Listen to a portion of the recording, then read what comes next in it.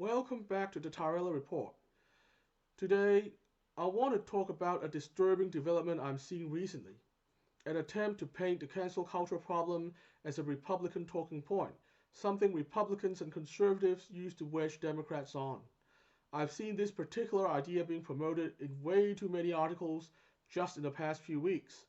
Couple this with a recent poll finding that Democrats place much less importance on the issue of cancel culture than Republicans, there is a real worry that the progressive half of the population in America and likely in other Western countries too are tuning out of the cancel culture debate completely.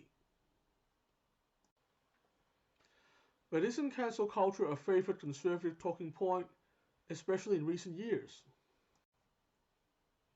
It is very clear that cancel culture is not a conservative myth. Indeed, many of the people who have been cancelled in the past few years, probably a majority of them, are not conservatives or Republicans. Part of the reason is, given that conservatives and progressives often occupy different spheres of life, the far left wouldn't be able to cancel conservatives even if they wanted to. Therefore, most cancellations I've seen are of liberal or progressive people who refuse to agree with the activist establishment on one or two issues. This means that in practice, cancel culture is most often used by activists to enforce ideological conformity among progressive ranks. Meanwhile, given the silence towards this issue within progressive media, progressives who have not been personally affected generally don't care much. So why are you so worried that progressives aren't paying attention to cancel culture? The danger of half the population not taking cancel culture seriously is that cancel culture will win. There is no way we can defeat cancel culture without broad support and commitment from across the political spectrum.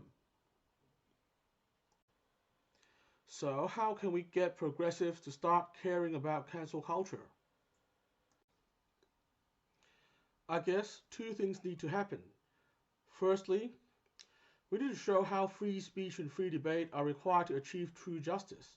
Real justice can only be achieved if we understand the truth and all sides of it. If you silence some inconvenient viewpoints, you are potentially throwing away important parts of the puzzle. This is especially true since most targets of cancel culture aren't openly racist or hateful people, but actually well-meaning people with different ideas. Secondly, we need to attack the root ideologies that fuel cancel culture, things like postmodernism and Marcusean critical theory, or criticalism for short. We need to show how these ideologies are in many ways the opposite of the liberal ideals that have been responsible for everything from the civil rights movement to marriage equality. For example, whereas liberalism is focused on objective truths, criticalist theories deny its importance. Many great liberal thinkers were dedicated empiricists who derived their ideas from observation and a scientific method, while criticalism is anti-empiricist and possibly anti-science. But some people may say, what you call criticalism helps us tackle discrimination and oppression better, so it's useful. Some may even say that liberalism has never lived up to its promises anyway. The important point is, while nations that profess liberal ideals like America and Britain have not always lived up to what they profess, it is the continual application of these values that has made things better as time goes on. On the other hand, criticalism, due to its neo-Marxist roots, has an inherent anti-liberal orientation.